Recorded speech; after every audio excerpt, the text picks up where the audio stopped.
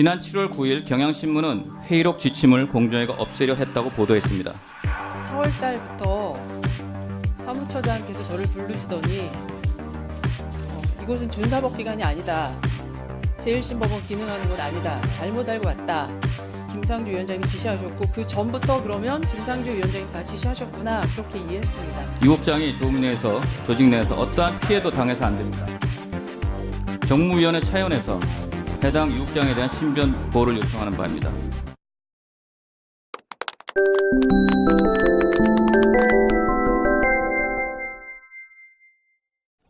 대한민국의 경제검찰 공정거래위원회 모든 회의의 운영과 기록, 사건 처리 절차 등을 담당하는 심판관리관 유선주 국장 기관 증인으로 증언대 나오세요.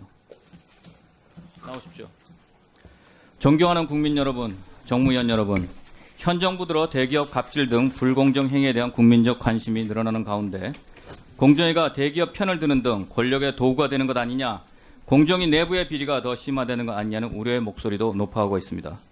소위 개혁 전도서로 일컬어지던 김상조 위원장이 취임하자 이러한 문제들을 개선해 주리라 본 위원은 물론 국회와 국민들께서도 많은 기대를 해왔습니다. 그런데 이번 국정감사를 통해 내부적으로 들여다보니 그동안 사건에 개입해서 금지해왔던 공정위 퇴직자들의 면담 지침을 김 위원장이 접촉을 허용하는 것으로 명문화했고 심의 속기록의 공개와 합의 과정을 녹음 기록으로 남기겠다던 대국민 약속도 없던 일로 만들어버렸습니다. 기존에 하겠다던 엄격한 규정도 다 날려버린 것입니다. 개혁의 탈을 쓰고 결국 내부 개혁을 이루겠다고 공언해온 김상조 위원장의 대국민 약속은 사기극이었고 내부 개혁쇼였던 것입니다. 유선주 심판관리관은 공정위 국장이지만 국정감사에 증인으로 나와 있다는 점을 명심하기 바랍니다. 위증 시에는 국회법에 따라서 10년 이하의 징역에 처할 수도 있다는 점 명심해서 답변하시기 바랍니다. 지난 16년 국감에서 공정위 출입 기록 3만여 건을 분석해서 공정위 직원들과 외부인들의 무차별 접촉이 심결을 좌우해왔다는 문제를 제가 지적했습니다. 공정은 없고 거래만 존재한다고 했습니다. 알고 계시죠? 그런 기억은 있습니다. 네, 그렇게 기억합니다. 그런데 2012년 김동수 위원장의 결재까지 난 매우 엄격한 지점이 있었더군요. 알고 계시죠? 네, 알고 있습니다. 공정위는 이미 엄격한 지침이 있었고 지키지도 않았고 존재 자체도 부정해온 거 아닙니까? 자, 그러면 2017년 정재찬, 김상조 두 위원장이 저에게 새로 규정을 만들겠다고 보고한 것도 다 시원해요. 마치 새로운 개혁을 한 것처럼 국민도 국회도 속인 거 아닙니까? 그거는 제가 판단을 말씀드리겠는데. 알겠습니다. 지난 7월 9일 경향신문은 회의록 지침을 공정위가 없애려 했다고 보도했습니다. 공정위는 그 당시 재빠르게 사실이 아니다라는 해명 보도를 냈었습니다. 국장님, 그 보도에 따르면 위원회 심리, 합의, 회의에 관한 지침이 존재했었다고 나와 있는데 이 지침이 존재했습니까? 네, 아니면 대답하십시오. 2015년 9월에 제가 재정을 제출했습니다. 존재했다는 얘기죠? 네. 어떤 내용입니까? 간략하게 말씀하십시오. 주요 내용으로는 전원회의, 소회의 그 의원들의 그 논의 그 구체적으로 기재하고 표결 결과를 회의록에 담고 녹음 기록을 남기는 그런 내용입니다. 알겠습니다. 공정위는 보도 내용이 사실과 다르다고 해명 보도까지 냈는데 당시의 보도 내용이 사실이었다는 거죠? 그죠? 보고받은 바에 의하면 대부분 일부 뭐 그런 행위들이 있었고 짧게. 예. 제가 판단하기로 이건 판단을 말씀드리겠습니다. 제가 그거를 짧게 하세요. 계획을 했기 때문에요. 네, 폐지 시도가 있다고 저는 판단합니다. 알겠습니다. 공정위가 국민 앞에 심지어는 거짓 해명 보도까지 낸 겁니다. 그러면 공정위가 없애려 했다는 그 지침 가지고 있습니까? 2018년 1월 달에 아니, 가지고 있습니까? 원본 가지고 있습니다. 그러면 당장 해당 자료 의원실로 제출하십시오. 요 증언 끝난 다음에. 네.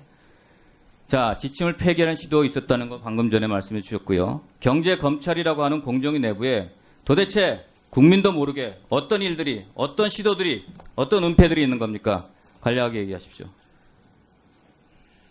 간단히. 너무 길어서. 핵심만 얘기하십시오. 저는 의견 청취 절차로 그런 기존의 관행을 공식적으로 투명하게 관리를 하고 그 관행으로 유지되던 면담을 금지하는 그런 내용으로 그 개정을 추진하고 있었습니다. 근데 그때 위원장이 오시기 직전에 그 내부의 윗분들이 그 의견청 절차를 사문화시키겠다.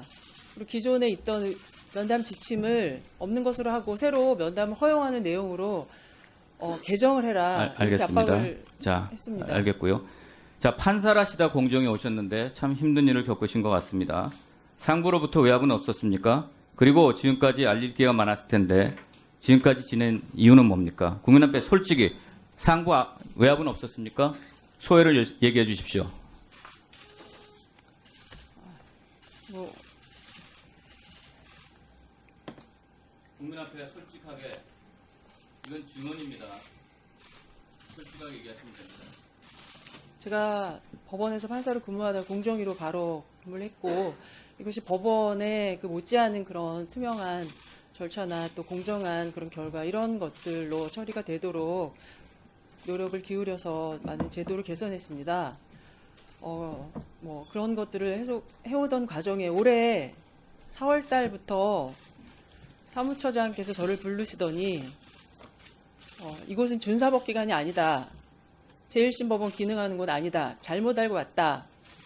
제 정결권을 박탈할 테니까 받아들이든지 그 나머지는 알아서 생각하라는 취지로 명시적으로 저에게 지시한다 그렇게 말씀을 하셨고 과장들에게도 통 크게 쿨하게 받아들여라. 그래서 조용히 일 안 하고 있던지 나머지는 알아서 많이 배우신 분이 알아서 생각하라. 제 입으로 어떻게 그런 걸 말하느냐.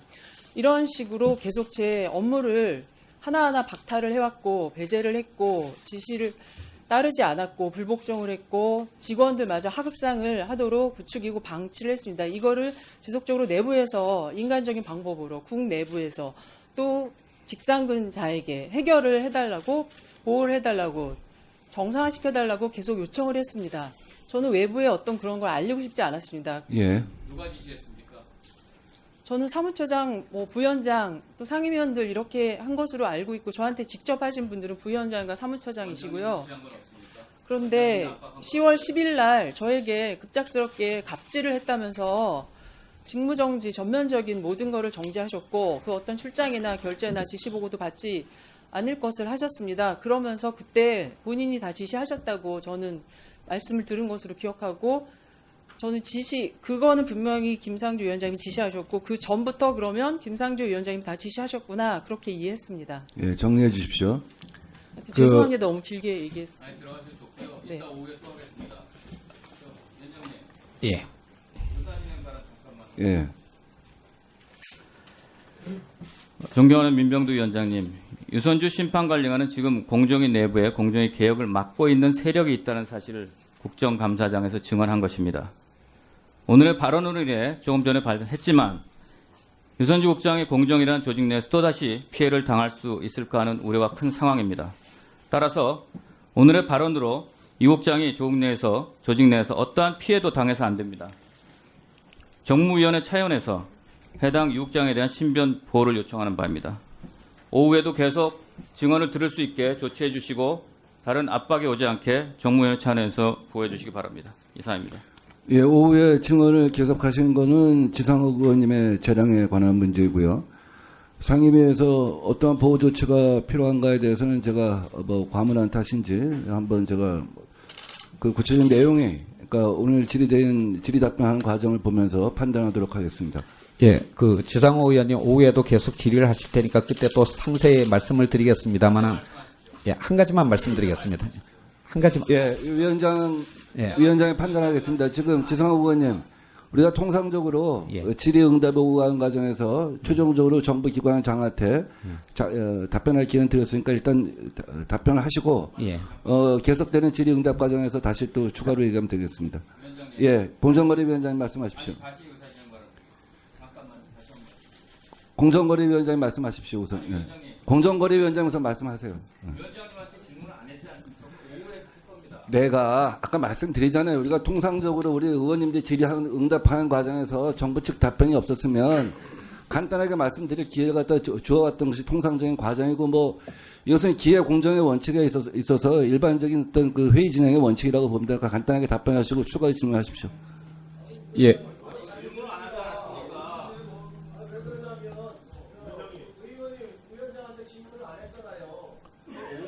질문을 하고 안 하고 간에 지금 우리가 통상적으로 우리가 지금까지 우리 회의 진행을 해오고 국회에서 오랜 관례가 문제 제기가 있었으면 간단하게 답변을 하고 그다음에 다시 질문을 하면 되는 거죠. 이걸 갖다가 뭐 기본적인 해명조차도 들으려고 하지 않으면은 어떻게 회의 진행을 하겠습니까? 유희동 간사님. 네. 위원장님 취지는 충분히 이해를 하겠으나 지금 본 상황에서 지상욱 의원께서 공정거래위원장에게 질문을 하지 않고 기관 증인을 따로 불러서 국장에게 질문을 하셨고 지금 이 질의하는 그 내용의 연장선상에서 오후에 답변을 듣겠다고 하시는데 굳이 공정거래위원장의 이야기를 들어서 이 회의를 진행을 불편하게 할 필요는 없다고 생각을 합니다. 그래서 오후에 지상욱 의원이 요구하신 대로 오후에 듣는 것으로 해주셨으면 합니다. 네, 고용진 의원님. 저는 의견이 제가 말씀 좀 드리겠습니다. 여기가요, 개인 국감장이 아니고 우리 정무위원회 국감장입니다. 그리고 특정 직무 정지당한 직원에 한해서 우리 동료 위원께서 질의를 하셨지만 이걸 지켜보는 많은 국민들이 계시고 또 위원장이 회의 진행을 하면서 그 기관을 책임지고 있는 기관장에 대한 여러 가지 의혹이 제기들이 많았기 때문에 일정 정도 답변을 듣겠다고 하는 것이고 그것에 대해서는 국민들뿐 아니라 또 저희 여기 소관되어 있는 많은 의원들이 동의하시리라고 생각합니다. 답변을 안 듣고 그냥 넘어가는 것은 진행상 옳지 않다고 생각하고 답변을 해 주시기를 부탁드립니다. 저는 기본적으로 이 중계 방송을 갖다 들으면서 국민들도 이것에 관한 정부 측 입장이 어떤 것인가에 대해서는 기본적인 궁금증을 갖고 있을 것이라고 생각합니다. 그러니까 공정거래위원장께서 간단하게 답변하신 다음에 계속해서 질의하도록 하겠습니다. 공정거래위원장님 답변하십시오.